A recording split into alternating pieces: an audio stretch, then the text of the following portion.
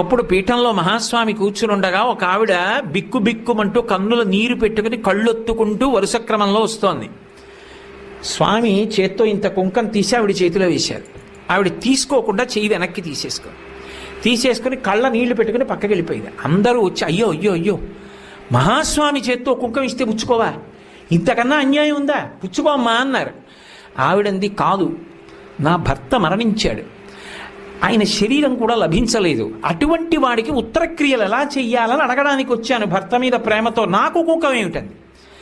అమ్మా కాదు, ఆయన చేత్తో ఇచ్చారంటే ఏదో ఉంది, త్రికాలవేది, పుచ్చుకో అన్నారు. కాదనలేక ఆవిడ చేయి చాపింది.